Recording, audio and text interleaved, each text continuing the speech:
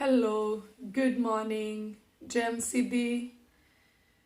ਮੈਨੂੰ ਪੂਰਾ ਯਕੀਨ ਆ ਕਿ ਤੁਸੀਂ ਆਪਣੇ ਘਰਾਂ ਦੇ ਵਿੱਚ ਬਿਲਕੁਲ ਰਾਜੀ ਖੁਸ਼ ਤੰਦਰੁਸਤ ਹੋ ਪਰਮੇਸ਼ਵਰ ਜੀ ਦੀ ਕਿਰਪਾ ਦੇ ਨਾਲ, ਪਰਮੇਸ਼ਵਰ ਜੀ ਦੇ ਅਨੁਗ੍ਰਹਿ ਦੇ ਨਾਲ।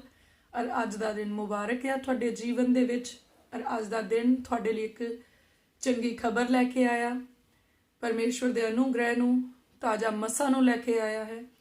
ਔਰ ਮੈਂ ਯਕੀਨ ਕਰਦੀ ਹਾਂ ਅੱਜ ਪਰਮੇਸ਼ਵਰ ਤੁਹਾਡੇ ਜੀਵਨ ਦੇ ਵਿੱਚ ਕੁਝ ਵੰਡਰਫੁਲ ਕਰਨ ਜਾ ਰਹੇ ਆ ਆਪਣੇ ਪੁੱਤਰ ਦੇ ਸਾਡੇ ਮੁਕਤੀਦਾਤਾ ਪ੍ਰਭੂ ਯਿਸੂ ਮਸੀਹ ਜੀ ਦੇ ਨਾਮ ਦੇ ਵਿੱਚ। ਹਾਲੇਲੂਇਆ।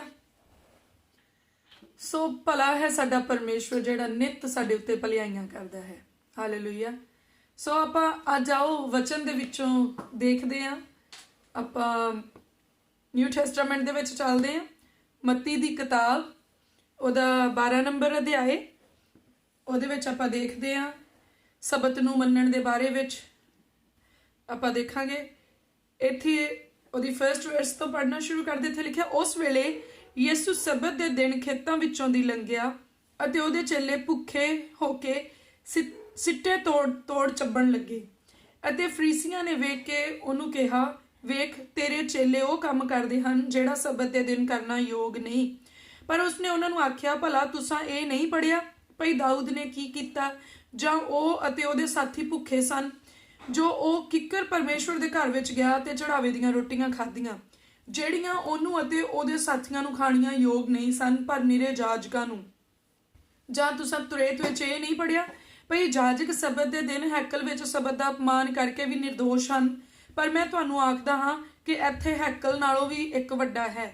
ਪਰ ਜੇ ਤੁਸੀਂ ਇਹਦਾ ਅਰਥ ਜਾਣਦੇ ਕਿ ਮੈਂ ਬਲੀਦਾਨ ਨੂੰ ਨਹੀਂ ਸਗੋਂ ਦਇਆ ਨੂੰ ਚਾਹੁੰਦਾ ਹਾਂ, ਤਾਂ ਨਿਰਦੋਸ਼ੀਆਂ ਨੂੰ ਦੋਸ਼ੀ ਨਾ ਠਹਿਰਾਉਂਦੇ, ਕਿਉਂ ਜੋ ਮਨੁੱਖ ਦਾ ਪੁੱਤਰ ਸਬਤ ਦੇ ਦਿਨ ਦਾ ਮਾਲਕ ਹੈ। ਹਾਲੇਲੂਇਆ।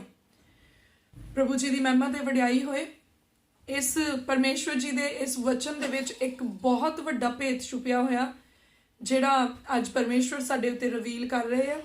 ਕਿਉਂਕਿ ਵਚਨ ਦੇ ਵਿੱਚ ਲਿਖਿਆ ਆ, ਸ਼ਾਇਦ ਯਰਮੀਆ ਦੀ ਕਿਤਾਬ ਦੇ ਵਿੱਚ ਲਿਖਿਆ, ਕਹਿੰਦਾ ਮੈਂ ਤੇਰੇ ਉੱਤੇ ਔਖੀਆਂ ਗੱਲਾਂ ਨੂੰ ਪ੍ਰਗਟ ਕਰਾਂਗਾ। ਹਾਲੇਲੂਇਆ। ਤਾਂ ਇੱਥੇ ਅਸੀਂ ਦੇਖਦੇ ਹਾਂ ਕਿ ਪ੍ਰਭੂ ਯਿਸੂ ਮਸੀਹ ਜੀ ਦੇ ਨਾਲ ਉਹਨਾਂ ਦੇ ਚੇਲੇ ਆ ਤੇ ਉਹ ਇੱਕ ਕਿਸੇ ਰਸਤੇ ਥਾਣੀ ਗੁਜ਼ਰ ਰਹੇ ਆ ਔਰ ਸਬਤ ਦਾ ਦਿਨ ਆ। ਔਰ ਜਿਹੜੇ ਫਰੀਸੀ ਆ ਜਾਂ ਜਿਹੜਾ ਸਬਤ ਦਾ ਪਰਬ ਮਨਾਇਆ ਜਾਂਦਾ, ਉਹਦੇ ਅਕੋਰਡਿੰਗਲੀ ਉਸ ਦਿਨ ਨੂੰ ਕੋਈ ਵੀ ਕੰਮ ਧੰਦੇ ਨਹੀਂ ਕੀਤੇ ਜਾਂਦੇ, ਕੁਝ ਖੇਤਾਂ ਦੇ ਵਿੱਚੋਂ ਵੱਢਿਆ ਨਹੀਂ ਜਾਂਦਾ। ਕੋਈ ਵਚਨ ਦੇ ਵਿੱਚ ਵੀ ਸਬਤ ਦਾ ਜਿਹੜਾ ਜ਼ਿਕਰ ਹੈ ਕਿ ਉਹ ਸਾਰੀਆਂ ਰਿਸਟ੍ਰਿਕਸ਼ਨਸ ਆ, ਬਹੁਤ ਸਾਰੀਆਂ ਰਿਸਟ੍ਰਿਕਸ਼ਨਸ ਆ, ਜਿਹੜੇ ਕੰਮ ਨਹੀਂ ਕਰਨੇ ਸਬਤ ਦੇ ਬਾਰੇ ਦੇ ਵਿੱਚ, ਸਬਤ ਦੇ ਦਿਨ ਦੇ ਵਿੱਚ। ਪਰ ਇੱਥੇ ਜਦੋਂ ਚੇਲਿਆਂ ਨੇ ਭੁੱਖੇ ਸੀਗੇ ਚੇਲੇ, ਉਹਨਾਂ ਨੇ ਸਿੱਟੇ ਤੋੜ ਕੇ ਉਹਨਾਂ ਦੇ ਦਾਣੇ ਉਹ ਚੱਬਣ ਲੱਗੇ। ਤੇ ਫਿਰ ਉਹਨਾਂ ਨੇ ਦੇਖਿਆ ਜਿਹੜੇ ਫਰੀਸੀ ਲੋਕੀ ਸੀਗੇ, ਜਿਹੜੇ ਆਪਣੇ ਆਪ ਨੂੰ ਧਰਮੀ ਕਹਿੰਦੇ ਸੀ ਔਰ ਕੱਟੜਵਾਦ ਦੇ ਵਿੱਚ ਫਸੇ ਹੋਏ ਸੀਗੇ, ਤਾਂ ਉਹਨਾਂ ਨੇ ਪ੍ਰਭੂ ਯਿਸੂ ਮਸੀਹ ਨੂੰ ਕਿਹਾ ਵੀ ਤੇਰੇ ਚੇਲੇ ਇਦਾਂ ਕਰਦੇ ਆ, ਵੀ ਤੈਨੂੰ ਨਹੀਂ ਪਤਾ ਵੀ ਸਬਤ ਦੇ ਦਿਨ ਇਦਾਂ ਕਰਨਾ ਯੋਗ ਨਹੀਂ ਆ। ਤਾਂ ਇੱਥੇ ਇੱਕ ਵੰਡਰਫੁਲ ਚੀਜ਼ ਆ, ਜਦੋਂ ਪ੍ਰਭੂ ਯਿਸੂ ਮਸੀਹ ਜੀ ਨੇ ਉਹਨਾਂ ਨੂੰ ਉੱਤਰ ਦਿੱਤਾ ਤੇ ਉਹਨਾਂ ਨੇ ਕਿਹਾ ਵੀ ਤੁਹਾਨੂੰ ਦਾਊਦ ਦੇ ਬਾਰੇ ਵਿੱਚ ਨਹੀਂ ਪਤਾ ਵੀ ਦਾਊਦ ਨੇ ਕੀ ਕੀਤਾ ਸੀਗਾ। ਜਦੋਂ ਉਹਦੇ ਸਾਥੀ ਭੁੱਖੇ ਸੀਗੇ ਤੇ ਉਹ ਹੈਕਲ ਦੇ ਵਿੱਚ ਵੜਿਆ ਤੇ ਉਹਨੇ ਹੈਕਲ ਚੋਂ ਰੋਟੀਆਂ ਚੁੱਕ ਕੇ ਖਾਧੀਆਂ, ਜਿਹੜੀਆਂ ਸਿਰਫ ਜਾਜਕ ਹੀ ਖਾ ਸਕਦੇ ਸੀ, ਹੋਰ ਕੋਈ ਨਹੀਂ ਖਾ ਸਕਦਾ ਸੀਗਾ। ਇੱਥੋਂ ਦੇਖੋ ਪ੍ਰਭੂ ਯਿਸੂ ਮਸੀਹ ਜੀ ਦਾਊਦ ਤੋਂ ਕਿੰਨੇ ਸਮਾਂ ਬਾਅਦ ਦੇ ਵਿੱਚ ਧਰਤੀ ਦੇ ਉੱਤੇ ਆਏ, ਪਰ ਪ੍ਰਭੂ ਯਿਸੂ ਮਸੀਹ ਜੀ ਨੇ ਵਚਨ ਨੂੰ ਪੜ੍ਹਿਆ, ਪ੍ਰਭੂ ਯਿਸੂ ਮਸੀਹ ਨੇ ਹਿਸਟਰੀ ਨੂੰ ਪੜ੍ਹਿਆ ਔਰ ਉਹਨਾਂ ਨੂੰ ਪਤਾ ਆ ਕਿ ਕਿੰਨੇ ਕੀ ਕੁਛ ਕੀਤਾ। ਬਹੁਤ ਵਾਰੀ ਅਸੀਂ ਕਦੋਂ ਮਾਰ ਖਾਂਦੇ ਆ, ਜਦੋਂ ਸਾਨੂੰ ਕੋਈ ਜਣਾ ਕਹਿੰਦਾ ਆ, ਟੋਕਦਾ ਆ, ਸਵਾਲ ਜਵਾਬ ਕਰਦਾ ਆ ਤੇ ਸਾਡੇ ਕੋਲੇ ਕੋਈ ਆਨਸਰ ਨਹੀਂ ਹੁੰਦਾ ਉਹਨੂੰ ਦੇਣ ਲਈ। ਉਹਦਾ ਰੀਜ਼ਨ ਕੀ ਆ? ਅਸੀਂ ਵਚਨ ਹੀ ਨਹੀਂ ਪੜ੍ਹਿਆ, ਸਾਨੂੰ ਪਤਾ ਹੀ ਨਹੀਂ ਕਿ ਵਚਨ ਦੇ ਵਿੱਚ ਇਹ ਗੱਲ ਹੋਈ ਸੀ ਕਿ ਨਹੀਂ ਹੋਈ ਸੀ, ਅਗਰ ਹੋਈ ਸੀ ਤੇ ਕਿਉਂ ਹੋਈ ਸੀ, ਕਿੱਥੇ ਹੋਈ ਸੀ, ਕੀ ਸਿਚੁਏਸ਼ਨ ਸੀਗੀਆਂ ਉਹਦੀਆਂ। ਪਰ ਜੇ ਅਸੀਂ ਵਚਨ ਨੂੰ ਪੜਾਂਗੇ ਫਿਰ ਸਾਨੂੰ ਜ਼ਰੂਰ ਸਮਝ ਆ ਜਾਣਾ ਆ ਕਿ ਜਿਹੜਾ ਵੀ ਸਾਨੂੰ ਸਵਾਲ ਪੁੱਛਿਆ ਜਾ ਰਿਹਾ, ਵਚਨ ਉਹਦੇ ਬਾਰੇ ਦੇ ਵਿੱਚ ਸਾਨੂੰ ਕੀ ਰੈਫਰੈਂਸ ਦਿੰਦਾ ਆ, ਵਚਨ ਉਹਦੇ ਬਾਰੇ ਦੇ ਵਿੱਚ ਕੀ ਕਹਿੰਦਾ। ਇੱਥੇ ਪ੍ਰਭੂ ਯਿਸੂ ਮਸੀਹ ਜੀ ਨੂੰ ਪਤਾ ਆ। ਅਰੇ ਤੁਸੀਂ ਦੇਖਿਓ ਪਵਿੱਤਰ ਬਾਈਬਲ ਦੇ ਵਿੱਚ ਪ੍ਰਭੂ ਯਿਸੂ ਮਸੀਹ ਹੈਕਲ ਦੇ ਵਿੱਚ ਜਾਂਦੇ ਸੀ, ਉੱਥੇ ਵਚਨ ਸੁਣਦੇ ਵੀ ਸੀ ਔਰ ਵਚਨ ਪੜ੍ਹਦੇ ਵੀ ਸੀਗੇ, ਵਚਨ ਦਾ ਪ੍ਰਚਾਰ ਵੀ ਕਰਦੇ ਸੀ ਔਰ ਉਹ ਵਚਨ ਸਿੱਖਦੇ ਵੀ ਸੀਗੇ। ਇਸ ਲਈ ਸਾਨੂੰ ਵੀ ਬਹੁਤ ਜ਼ਰੂਰੀ। ਅਗਰ ਪ੍ਰਭੂ ਯਿਸੂ ਮਸੀਹ ਜਿਹੜੇ ਖੁਦ ਹੀ ਵਚਨ ਆ, ਵਚਨ ਦੇ ਵਿੱਚ ਲਿਖਿਆ ਕਿ ਉਹ ਸ਼ਬਦ ਦੇ ਧਾਰੀ ਹੋਇਆ ਔਰ ਕਿਰਪਾ ਤੇ ਸਚਾਈ ਦੇ ਨਾਲ ਭਰਪੂਰ ਹੋ ਕੇ ਮਨੁੱਖਾਂ ਦੇ ਨਾਲ ਉਹਨੇ ਵਾਸ ਕੀਤਾ, ਸਾਡੇ ਵਿੱਚ ਵਾਸ ਕੀਤਾ। ਤਾਂ ਜਿਹੜਾ ਖੁਦ ਵਚਨ ਆ, ਵਚਨ ਨੇ ਵੀ ਵਚਨ ਪੜ੍ਹ ਕੇ, ਵਚਨ ਸੁਣ ਕੇ, ਵਚਨ ਸਿੱਖ ਕੇ ਸਾਨੂੰ ਸਿਖਾਇਆ ਆ, ਸਾਡੇ ਲਈ ਇੱਕ ਨਮੂਨਾ ਠਹਿਰਾਇਆ ਕਿ ਸਾਨੂੰ ਵੀ ਆਪਣੀ ਜ਼ਿੰਦਗੀ ਦੇ ਵਿੱਚ ਵਚਨ ਦੀ ਕਿੰਨੀ ਜ਼ਰੂਰਤ ਆ। ਪ੍ਰਭੂ ਯਿਸੂ ਮਸੀਹ ਨੂੰ ਆਲਰੇਡੀ ਸਾਰਾ ਕੁਝ ਪਤਾ ਸੀਗਾ, ਪਤਾ ਹੈ, ਪਰ ਸਾਨੂੰ ਪਤਾ ਲੱਗੇ ਇਸ ਲਈ ਸਾਨੂੰ ਪ੍ਰਾਰਥਨਾ ਕਰਨੀ ਚਾਹੀਦੀ, ਇਸ ਲਈ ਸਾਨੂੰ ਵਚਨ ਪੜ੍ਹਨਾ ਚਾਹੀਦਾ। ਤਾਂ ਪ੍ਰਭੂ ਯਿਸੂ ਮਸੀਹ ਜੀ ਨੇ ਉਹਨਾਂ ਨੂੰ ਵੰਡਰਫੁਲ ਆਨਸਰ ਦਿੱਤਾ ਕਿ ਦਾਊਦ ਨੇ ਵੀ ਇਦਾਂ ਕੀਤਾ ਸੀਗਾ ਕਿ ਉਹ ਆਪਣੇ ਸਾਥੀਆਂ ਨੂੰ ਲੈ ਕੇ ਹੈਕਲ ਦੇ ਵਿੱਚ ਵੜ ਗਿਆ ਸੀ ਔਰ ਉਹਨਾਂ ਨੇ ਹੈਕਲ ਦੀਆਂ ਰੋਟੀਆਂ ਖਾਧੀਆਂ ਜਿਹੜੀਆਂ ਸਿਰਫ ਉੱਥੋਂ ਦੇ ਗ੍ਰੰਥੀ ਲੋਕ ਖਾ ਸਕਦੇ ਸੀਗੇ, ਜਾਜਕ ਲੋਕ ਖਾ ਸਕਦੇ ਸੀਗੇ। ਤਾਂ ਉਹਨੇ ਕਿਹਾ ਕਿ ਕੀ ਤੁਰੇਤ ਦੇ ਵਿੱਚ ਇਦਾਂ ਨਹੀਂ ਲਿਖਿਆ ਕਿ ਜਿਹੜੇ ਜਾਜਕ ਆ ਉਹ ਜਿਹੜਾ ਦੇਣੇ ਆ ਸਬਤ ਦਾ ਦੇਣਾ, ਉਸ ਦਿਨ ਦੇ ਵਿੱਚ ਅਗਰ ਸਬਤ ਨੂੰ ਉਹਨਾਂ ਤੋਂ ਕੁਝ ਹੋ ਵੀ ਜਾਏ ਤੇ ਉਹਨਾਂ ਨੂੰ ਮਾਫੀ ਮਿਲ ਜਾਂਦੀ ਆ। ਔਰ ਕਹਿੰਦਾ ਕਿ ਤੁਹਾਨੂੰ ਨਹੀਂ ਪਤਾ ਕਿ ਇੱਥੇ ਇੱਕ ਹੈਕਲ ਨਾਲੋਂ ਵੀ ਵੱਡਾ ਆ, ਕਿ ਹੈਕਲ ਦੀਆਂ ਰੋਟੀਆਂ ਖਾਣੀਆਂ ਜਾਜਕਾਂ ਨੂੰ ਹੀ ਯੋਗ ਆ। ਹੈਕਲ ਦੇ ਅੰਦਰ ਅਗਰ ਕੁਝ ਰੋਂਗ ਹੋ ਗਿਆ ਤੇ ਉਹਦੇ ਲਈ ਸਿਰਫ ਉਹਨਾਂ ਨੂੰ ਮਾਫੀ ਆ ਜਿਹੜੇ ਉੱਥੇ ਹੈਕਲ ਦੀ ਸੇਵਾ ਕਰਦੇ ਆ ਜਾਂ ਠਹਿਰਾਏ ਹੋਏ ਜਾਜਕ ਆ। ਕਹਿੰਦਾ ਕੀ ਤੁਸੀਂ ਨਹੀਂ ਜਾਣਦੇ ਇੱਥੇ ਇੱਕ ਹੈਕਲ ਤੋਂ ਵੀ ਵੱਡਾ ਆ, ਕਿ ਜਿਹੜਾ ਟੈਬਰਨੈਕਲ ਆ ਉਹਦੇ ਨਾਲੋਂ ਵੀ ਵੱਡਾ ਆ, ਜਿਹੜਾ ਤੰਬੂ ਆ ਪਰਮੇਸ਼ਵਰ ਦਾ ਮੰਦਿਰ ਬਣਿਆ ਹੋਇਆ ਉਹਦੇ ਨਾਲੋਂ ਵੀ ਇੱਕ ਵੱਡਾ ਹੈ। ਇੱਥੇ ਪ੍ਰਭੂ ਯਿਸੂ ਮਸੀਹ ਆਪ ਦੇ ਬਾਰੇ ਚ ਜ਼ਿਕਰ ਕਰ ਰਹੇ ਆ, ਪ੍ਰਭੂ ਯਿਸੂ ਮਸੀਹ ਜੀ ਦੇ ਬਾਰੇ ਵਿੱਚ ਹੀ ਜ਼ਿਕਰ ਕੀਤਾ ਜਾ ਰਿਹਾ ਕਿ ਤੁਸੀਂ ਨਹੀਂ ਸਿਆਣ ਪਾ ਰਹੇ ਕਿ ਤੁਸੀਂ ਜਿਹੜੀ ਸਬਤ ਨੂੰ ਤੁਸੀਂ ਮਨਾ ਰਹੇ ਹੋ ਉਸ ਸਬਤ ਦਾ ਤਾਂ ਮੈਂ ਮਾਲਕ ਆ। ਜਿਹੜੇ ਮੰਦਿਰ ਦੀਆਂ ਤੁਸੀਂ ਗੱਲਾਂ ਕਰਦੇ ਹੋ, ਜਿਹੜੇ ਮੰਦਿਰ 'ਚ ਬਹਿ ਕੇ ਤੁਸੀਂ ਸਬਤ ਨੂੰ ਮਨਾਉਂਦੇ ਹੋ, ਜਿੱਥੇ ਤੁਸੀਂ ਸਬਤ ਦੀਆਂ ਗੱਲਾਂ ਕਰਦੇ ਹੋ, ਉਸ ਮੰਦਿਰ ਦੇ ਨਾਲੋਂ ਵੀ ਪਵਿੱਤਰ ਤੇ ਵੱਡਾ ਮੈਂ ਆ। ਪ੍ਰਭੂ ਯਿਸੂ ਮਸੀਹ ਆਪਣੇ ਆਪ ਦਾ ਇੱਕ ਭੇਤ ਦੇ ਰਾਹੀਂ ਉਹਨਾਂ ਦੇ ਉੱਤੇ ਪ੍ਰਗਟ ਕਰ ਰਹੇ ਆ। ਕਹਿੰਦੇ ਪ੍ਰਭੂ ਯਿਸੂ ਜੀ ਕਹਿੰਦੇ ਜੇ ਤੁਹਾਨੂੰ ਸਮਝ ਹੁੰਦੀ, ਕਹਿੰਦੇ ਫੇਰ ਤੁਸੀਂ ਨਿਰਦੋਸ਼ੀਆਂ ਨੂੰ ਦੋਸ਼ੀ ਨਾ ਠਹਿਰਾਉਂਦੇ। ਅੱਜ ਵੀ ਬਹੁਤ ਸਾਰੇ ਲੋਕ ਆ ਜਿਹੜੇ ਨਿਰਦੋਸ਼ੀਆਂ ਨੂੰ ਦੋਸ਼ੀ ਠਹਿਰਾਉਂਦੇ ਰਹਿੰਦੇ ਆ, ਬਿਨਾਂ ਗੱਲ ਦੇ ਉਹ ਜੱਜ ਲੱਗ ਜਾਂਦੇ ਆ। ਮੇਰੇ ਖਿਆਲ ਚ ਪਤਾ ਨਹੀਂ 10ਵੀਂ ਕੀਤੀ 8ਵੀਂ ਕੀਤੀ ਕਿ ਨਹੀਂ, ਪਰ ਉਹ ਆਪਣੇ ਆਪ ਨੂੰ ਸੱਚੀ ਐਡਾ ਵੱਡਾ ਜੱਜ ਸਮਝਦੇ ਕਿ ਕਿਸੇ ਦਾ ਵੀ ਨਿਆਂ ਕਰਨਾ ਜਿਹੜਾ ਆ ਉਹ ਸ਼ੁਰੂ ਕਰ ਦਿੰਦੇ ਆ। ਮੇਰੇ ਖਿਆਲ ਚ ਸਾਨੂੰ ਨਿਆਂ ਨਹੀਂ ਕਰਨਾ ਚਾਹੀਦਾ, ਔਰ ਵਚਨ ਵੀ ਸਾਨੂੰ ਇਦਾਂ ਹੀ ਕਹਿੰਦਾ ਆ। ਖਾਸ ਕਰਕੇ ਜਦੋਂ ਤੱਕ ਸਾਨੂੰ ਬਿਹਾਈਂਡ ਦਾ ਸੀਨ ਕੀ ਸਿਚੁਏਸ਼ਨ ਆ ਉਹਦਾ ਨਾ ਪਤਾ ਹੋਏ, ਉਦੋਂ ਤੱਕ ਸਾਨੂੰ ਆਪਣਾ ਮੂੰਹ ਜਿਹੜਾ ਹੈ ਨਹੀਂ ਖੋਲਣਾ ਚਾਹੀਦਾ। ਬਹੁਤ ਸਾਰੇ ਲੋਕਾਂ ਦੀ ਪ੍ਰੋਬਲਮ ਆ ਕਿ ਉਹ ਜੱਜ ਬਹੁਤ ਛੇਤੀ ਬਣਦੇ ਆ, ਉਹ ਕਿਸੇ ਦਾ ਨਿਆਂ ਬਹੁਤ ਛੇਤੀ ਕਰਦੇ, ਦੋਸ਼ ਬਹੁਤ ਛੇਤੀ ਲਾਉਂਦੇ। ਦੋਸ਼ ਇੱਕ ਡਿਫਰੈਂਟ ਚੀਜ਼ ਆ, ਪਰ ਇਹ ਡਿਕਲੇਅਰ ਕਰ ਦੇਣਾ ਕਿ ਇਹ ਜੀ ਗਲਤ ਆ, ਇਹਨੂੰ ਇਦਾਂ ਨਹੀਂ ਕਰਨਾ ਚਾਹੀਦਾ ਸੀ, ਵਚਨ ਵਿੱਚ ਇਦਾਂ ਨਹੀਂ ਲਿਖਿਆ। ਮੈਂ ਇਸ ਚੀਜ਼ ਦੇ ਨਾਲ ਸਹਿਮਤ ਆ, ਜਿਹੜੀਆਂ ਚੀਜ਼ਾਂ ਵਚਨ ਦੇ ਵਿੱਚ ਨਹੀਂ ਲਿਖੀਆਂ ਉਹ ਸਾਨੂੰ ਨਹੀਂ ਕਰਨੀਆਂ ਚਾਹੀਦੀਆਂ, ਪਰ ਕੁਝ ਚੀਜ਼ਾਂ ਆ ਜਿਹੜੀਆਂ ਵਚਨ ਦੇ ਵਿੱਚ ਨਹੀਂ ਲਿਖੀਆਂ ਪਰ ਉਹ ਗਲਤ ਨਹੀਂ ਆ, ਔਰ ਬਹੁਤ ਸਾਰੇ ਇਨਸਾਨ ਉਹ ਰੈਗੂਲਰ ਕਰਦੇ ਆ।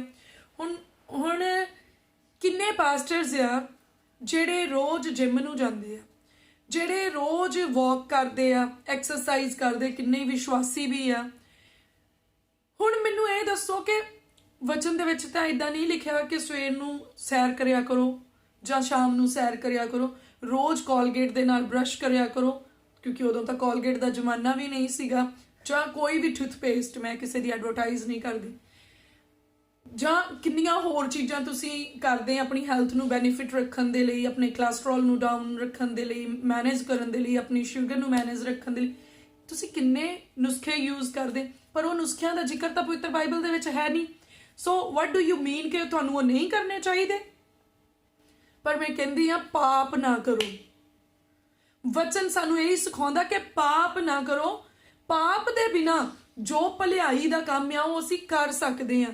ਅਗਰ ਅਸੀਂ ਵਾਕ ਕਰਨ ਜਾਂਦੇ ਆ ਕੋਈ ਪਾਪ ਨਹੀਂ ਆ, ਪਰ ਉਹ ਵਚਨ ਦੇ ਵਿੱਚ ਲਿਖਿਆ ਨਹੀਂ ਹੈ, ਪਰ ਫਿਰ ਵੀ ਅਸੀਂ ਆਪਣੀ ਹੈਲਥ ਨੂੰ ਬੈਨੀਫਿਟ ਦੇ ਵਿੱਚ ਰੱਖਣ ਦੇ ਲਈ, ਆਪਣੇ ਆਪ ਨੂੰ ਹੈਲਥੀ ਰੱਖਣ ਦੇ ਲਈ ਅਸੀਂ ਵਾਕ ਕਰਦੇ ਆ, ਸਾਨੂੰ ਕਰਨੀ ਚਾਹੀਦੀ ਆ। ਅਸੀਂ ਹੈਲਥੀ ਫੂਡ ਖਾਂਦੇ ਆ, ਵਚਨ ਦੇ ਵਿੱਚ ਨਹੀਂ ਲਿਖਿਆ ਕਿ ਸਿਆਲਾਂ ਦੇ ਵਿੱਚ ਸਾਗ ਖਾਇਆ ਕਰੋ, ਮੱਕੀ ਦੀ ਰੋਟੀ ਖਾਇਆ ਕਰੋ, ਪਰ ਅਸੀਂ ਖਾਂਦੇ ਆ। ਹੁਣ ਜਿਨ੍ਹਾਂ ਨੇ ਜਿਹੜੇ ਕੱਟੜ ਆ, ਜਿਹੜੇ ਆਪਣੇ ਆਪ ਨੂੰ ਫਰੀਸੀ ਮੰਨਦੇ, ਉਹ ਤਾਂ ਕਹਿਣਗੇ ਵੀ ਤੁਸੀਂ ਏਦਾਂ ਕਾਹਤੇ ਖਾਂਦੇ ਆ, ਤੁਸੀਂ ਸਿਆਲਾਂ ਨੂੰ ਸੁੰਡ ਕਾਹਤੇ ਬਣਾ ਕੇ ਖਾਂਦੇ ਆ ਤੁਸੀਂ। ਇਹ ਸਿਆਣੇ ਕਹਿੰਦੇ ਹੁੰਦੇ ਸਮਝਦਾਰ ਨੂੰ ਇਸ਼ਾਰਾ ਕਾਫੀ ਆ, ਔਰ ਜਿਨ੍ਹਾਂ ਨੂੰ ਸਮਝ ਦੀ ਜ਼ਰੂਰਤ ਆ, ਜਿਹੜੇ ਕੱਟੜਵਾਦ ਵਿੱਚ ਫਸੇ ਹੋਏ ਆ, ਉਹਨਾਂ ਨੂੰ ਮੇਰੀ ਗੱਲ ਸਮਝ ਆ ਰਹੀ ਆ ਭਲਿਆਂ ਸ਼ਬਦਾਂ ਦੇ ਵਿੱਚ ਕਿ ਅਸੀਂ ਪਾਪ ਨਹੀਂ ਕਰਨਾ, ਪਰ ਅਸੀਂ ਪਰਮੇਸ਼ਵਰ ਦੇ ਵਚਨ ਦੇ ਵਿੱਚ ਰਹਿ ਕੇ ਹਰ ਚੰਗਾ ਕੰਮ ਕਰ ਸਕਦੇ ਹਾਂ। ਤੁਸੀਂ ਦੇਖੋ, ਜਿਹੜਾ ਕੰਮ ਪਤਰਸ ਹੋਣਾ ਨੇ ਕੀਤਾ, ਪ੍ਰਭੂ ਦੇ ਚੇਲਿਆਂ ਨੇ, ਉਹ ਪਹਿਲਾਂ ਕਿਤੇ ਵੀ ਨਹੀਂ ਹੋਇਆ ਓਲਡ ਟੈਸਟਾਮੈਂਟ ਦੇ ਵਿੱਚ ਜੋ ਪਤਰਸ ਹੋਣੀ ਕਰ ਗਏ, ਔਰ ਪ੍ਰਭੂ ਯਿਸੂ ਮਸੀਹ ਜੀ ਦੇ ਸਲੀਬ ਦੇ ਉੱਤੇ ਜਾਣ ਤੋਂ ਬਾਅਦ ਵਿੱਚ ਕਰ ਗਏ।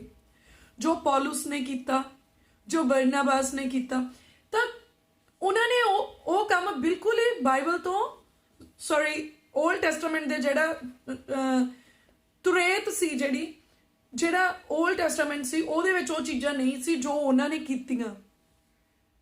ਫਿਰ ਤੁਸੀਂ ਉਹਨਾਂ ਦਾ ਵਿਰੋਧ ਕਰੋਗੇ ਹੁਣ? ਪਰ ਉਹਨਾਂ ਨੇ ਪਾਕ ਰੂਹ ਦੀ ਅਗਵਾਈ ਨਾਲ ਕੀਤੀਆਂ, ਪਰਮੇਸ਼ਵਰ ਦੇ ਕੰਮ ਨੂੰ ਫੈਲਾਉਣ ਦੇ ਲਈ ਕੀਤੀਆਂ, ਔਰ ਪਾਪ ਨਹੀਂ ਕੀਤਾ। ਧਾਰਮਿਕਤਾ ਦੇ ਵਿੱਚ ਰਹਿ ਕੇ ਉਹਨਾਂ ਨੇ ਚੰਗੇ ਕੰਮ ਕੀਤੇ ਔਰ ਪਰਮੇਸ਼ਵਰ ਦੇ ਲਈ ਕੀਤੇ, ਔਰ ਉਹਨਾਂ ਨੇ ਇੱਕ ਵੱਡਾ ਰਿਵਾਈਵਲ ਪਰਮੇਸ਼ਵਰ ਦਾ ਆਏ।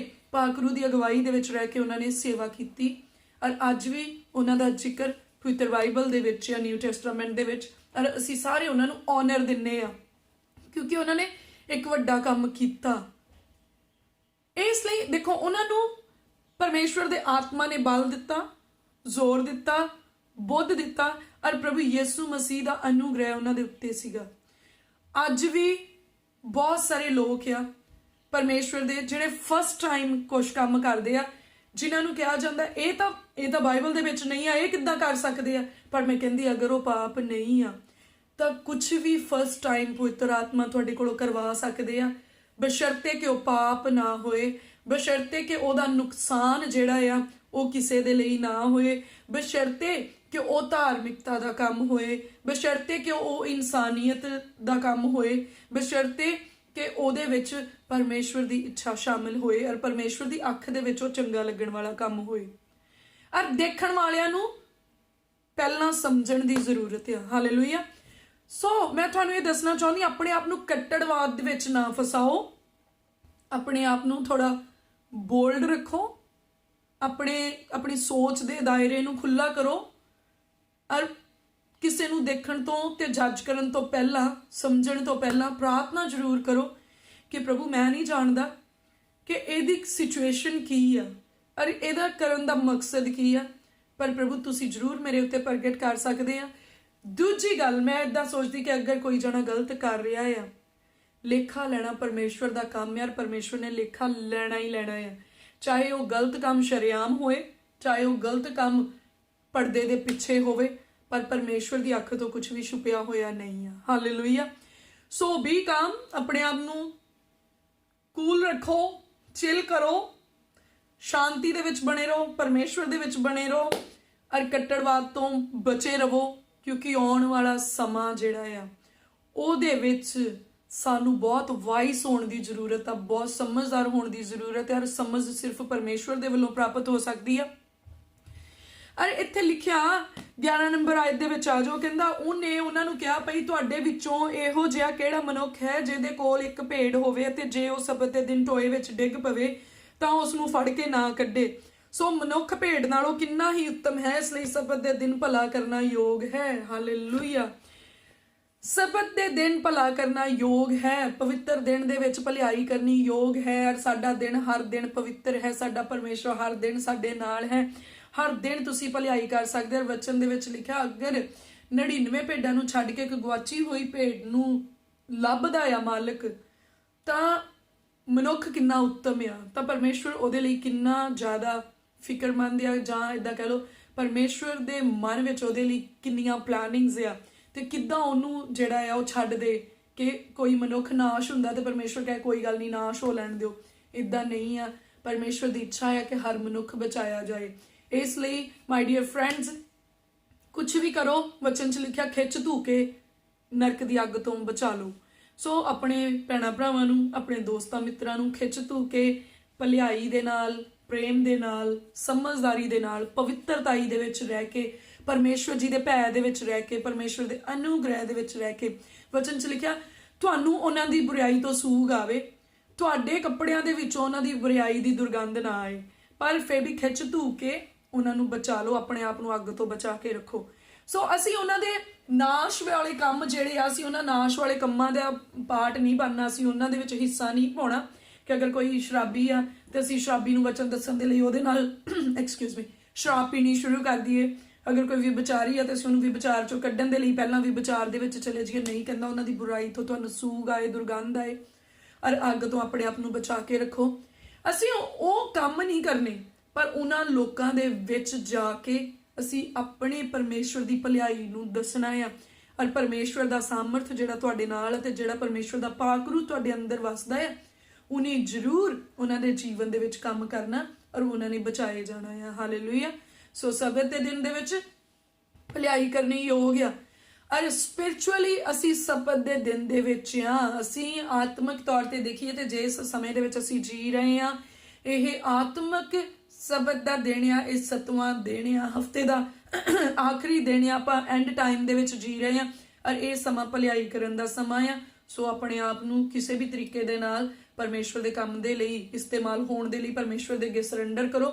ਪਰਮੇਸ਼ਵਰ ਜੀ ਦੀ ਆਸ਼ੀਸ਼ ਤੁਹਾਡੇ ਉੱਤੇ ਆਏ ਔਰ ਆਪਣੇ ਆਪ ਨੂੰ ਕੱਟੜਵਾਦ ਦੇ ਵਿੱਚੋਂ ਕੱਢਿਓ। ਜਜਮੈਂਟ ਕਰਨਾ ਛੱਡ ਦਿਓ।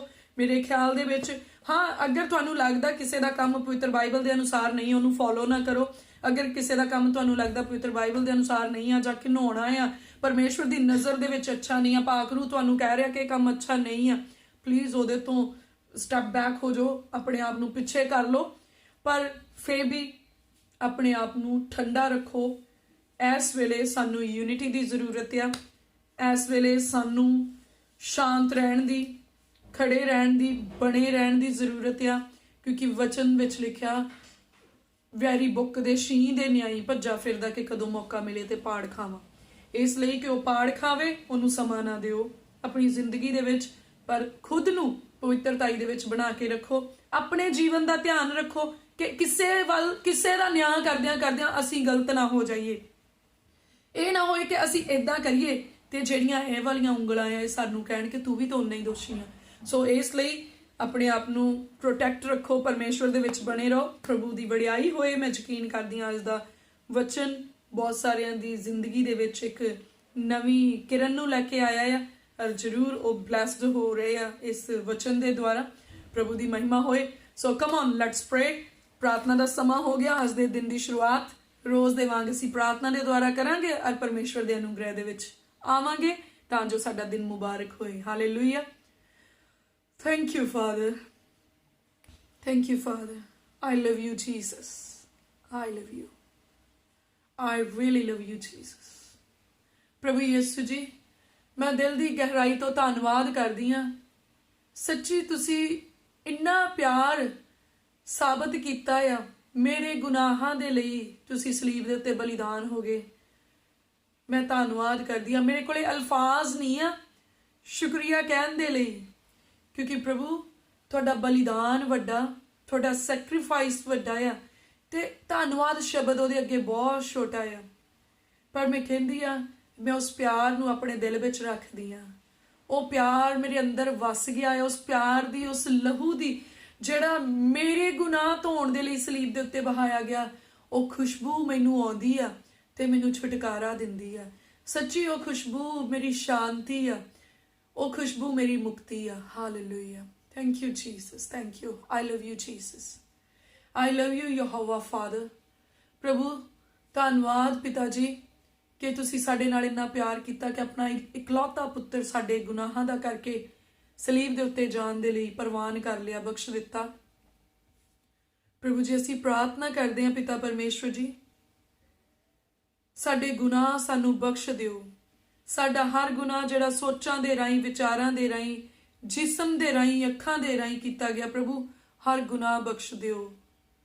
ਜਿਹੜਾ ਅਸੀਂ ਆਪਣੇ ਇਮੋਸ਼ਨਸ ਦੇ ਨਾਲ, ਫੀਲਿੰਗਸ ਦੇ ਨਾਲ ਕੀਤਾ, ਸਾਡਾ ਹਰ ਗੁਨਾਹ ਬਖਸ਼ ਦਿਓ ਮੇਰੇ ਪਿਤਾ ਜੀ। ਜਿਹੜਾ ਹਨੇਰੇ ਵਿੱਚ ਕੀਤਾ, ਚਾਨਣ ਵਿੱਚ ਕੀਤਾ, ਲੁਕ ਕੇ ਕੀਤਾ, ਸ਼ਰੇਆਮ ਕੀਤਾ, ਅਣਜਾਣ ਪੁਣੇ ਵਿੱਚ ਕੀਤਾ, ਜਾਣ ਬੁੱਝ ਕੇ ਕੀਤਾ, ਪ੍ਰਭੂ ਸਾਡਾ ਹਰ ਗੁਨਾਹ ਸਾਨੂੰ ਬਖਸ਼ ਦਿਓ। ਪ੍ਰਭੂ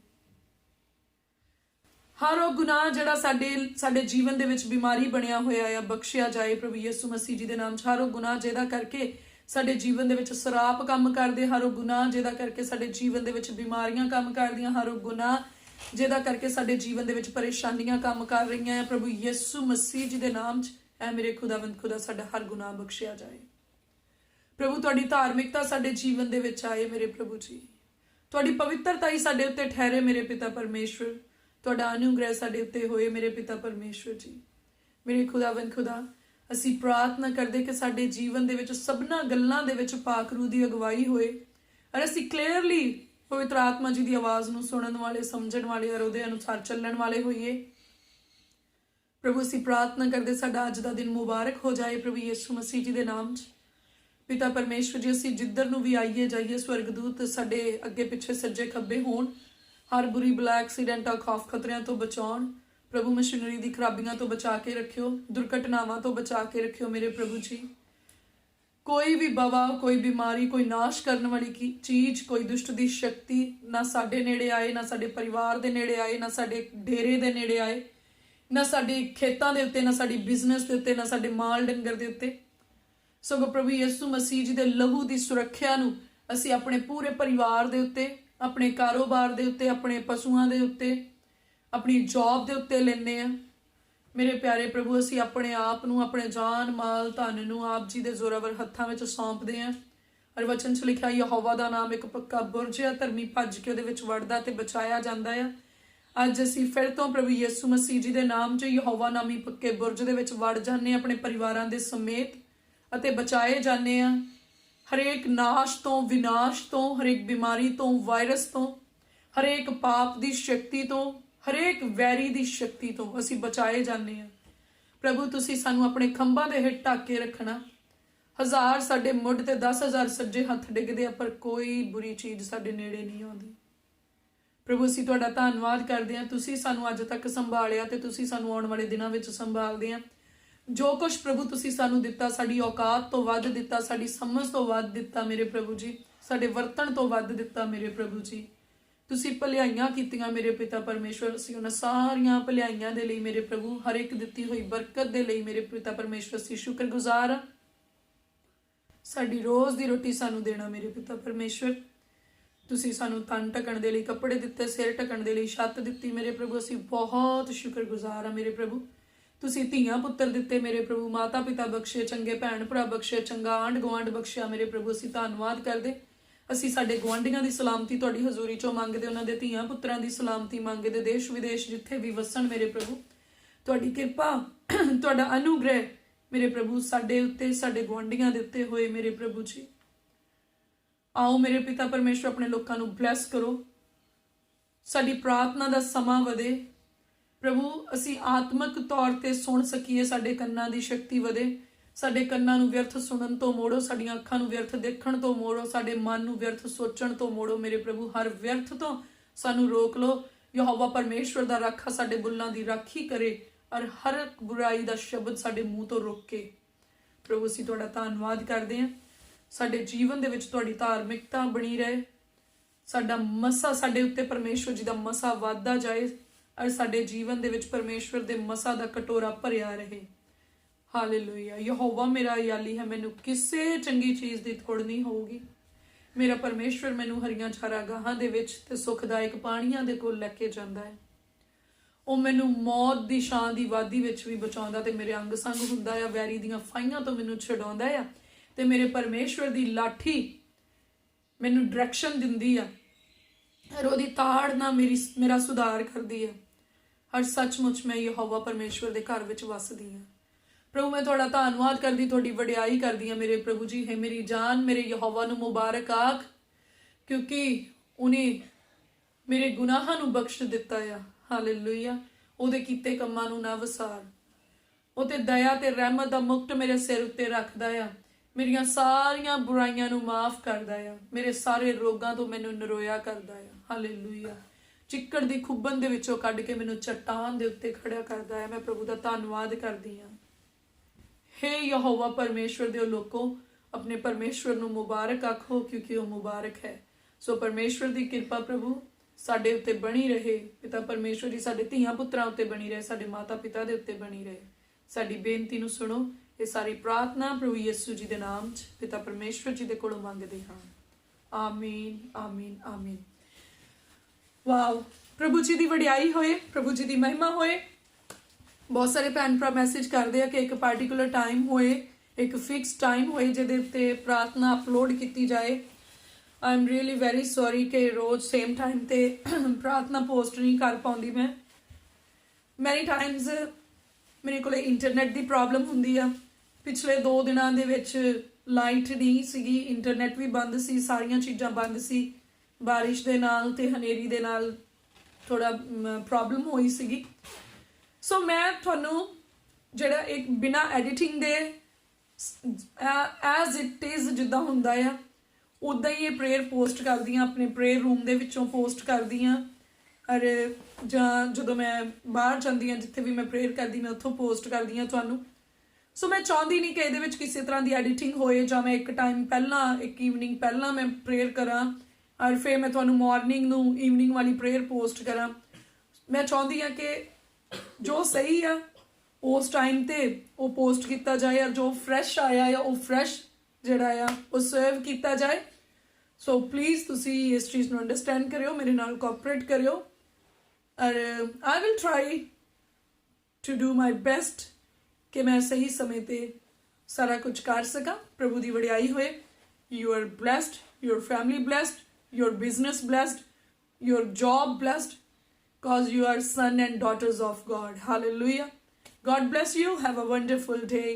Jam Siki.